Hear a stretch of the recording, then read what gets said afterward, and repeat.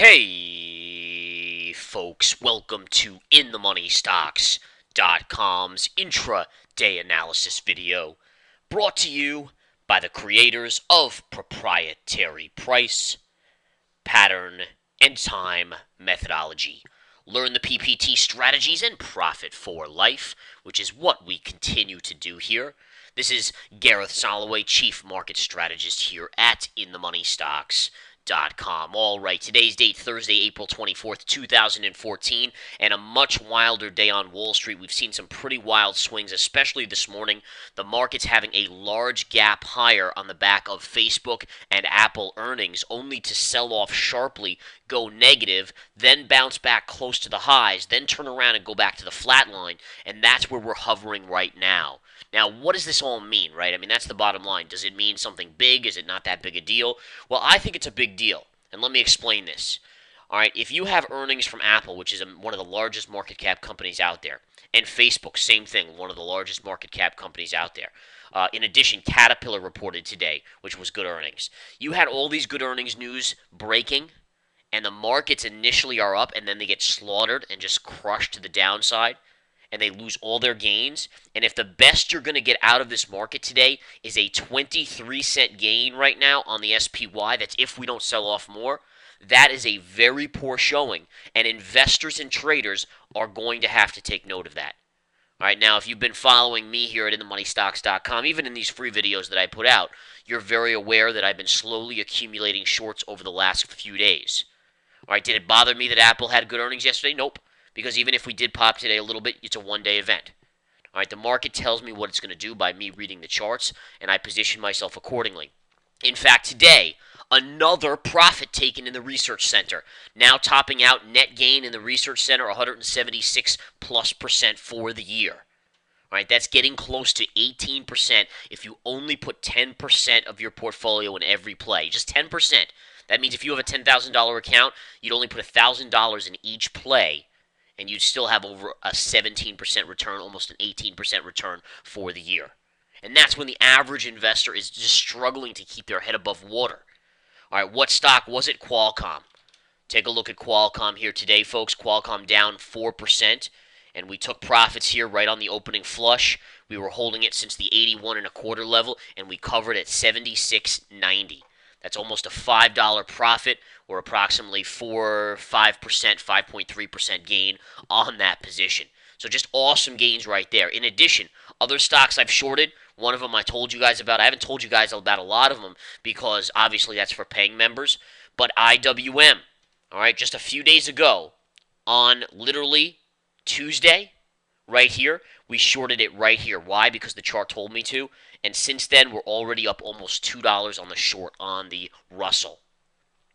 All right, this is awesome market, an awesome market for trading. And just again to give you a recap on the charts right now, guys, the S&P 500 is up a point. Dow is down 12, and the Nasdaq's up 15. I mean, think about that. The Nasdaq is only up 15 points on the day, with Apple. Take a look at Apple today, up 8.25%. That is not good, folks. All right, if you're an investor, you should be concerned about this. And this market's been void of economic news. We had jobless claims this morning, which rose a little bit, and we had, I think, durable goods orders and such, which were, okay. They were decent numbers. But even with decent numbers there, the market still is having trouble holding. And again, what is this telling us? I mean, if we just go back to the spiders, right? Let's just punch in the SPY here and bring up the intraday. Why did this happen early in the morning? I mean, what's going on here? Why did the markets come crashing down so quickly? Because institutions, hedge funds, they know this market's going lower. They're using every chance to sell. This market gaps up, they're selling into it. This market floats up, they're selling into it. And you can see it here in the early morning session when the market gapped up, because that's the time when they can sell because there's volume there. All right, remember, if you're a seller, you need volume on the opposing side so that when you sell, you don't crush the markets immediately. Now, they crushed it immediately because they sold so much, but at least we didn't crash, right? I guess there's a small fine line there, a small positive. But these are the things that you have to pay attention to, guys, that are important. Absolutely phenomenally important right now. Okay?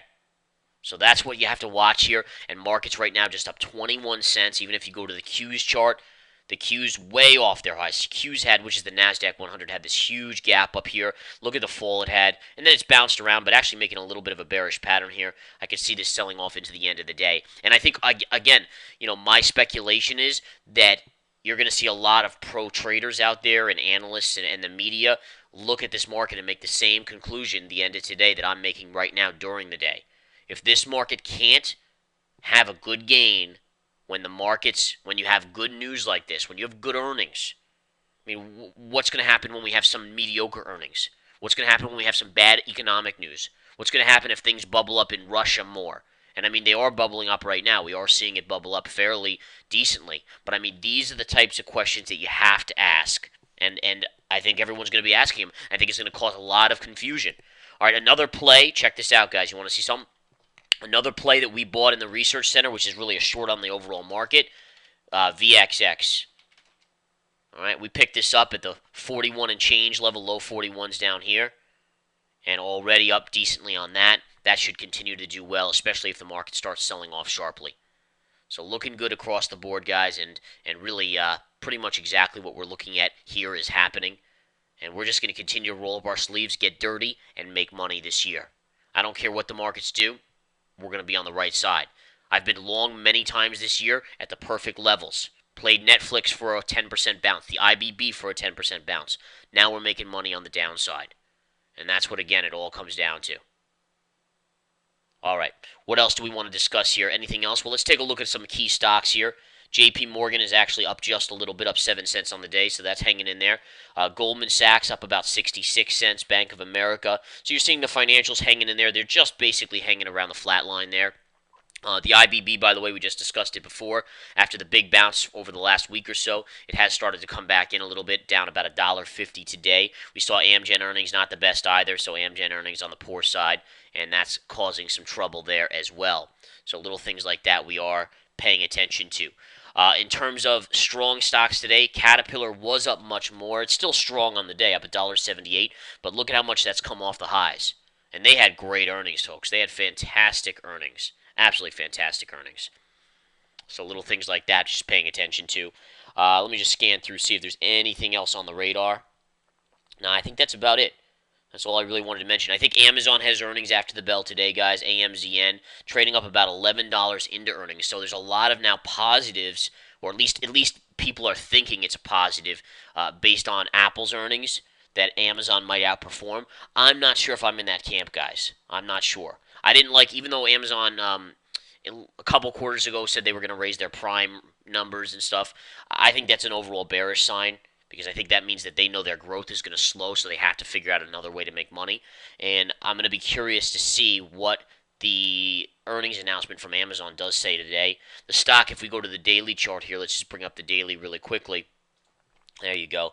I mean, the daily is down substantially off the highs, but you have rallied here from about the 310 level all the way back to about the 330 level.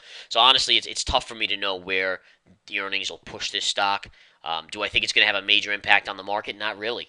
Because if there's one thing, I think if they're bad earnings, it'll have a bigger impact than if they're good earnings. Because what we're seeing is that if the markets gap up on good earnings, then the institutions are just selling into it. So, I mean, if it's bad, that would be very bad. And if it's good, well, it's a neutral. I'd rate it as a neutral, just another ability for the institutions to kind of distribute shares and so forth. Okay? So that's where we are right now, guys. And again, when all's said and done, we'll keep you guys posted. Come join us here. Take the 7-day free trial to inthemoneystocks.com and ultimately just profit with us. I mean, the money's flowing in this year. If you're not making it, something's wrong. Come join us here. Take care.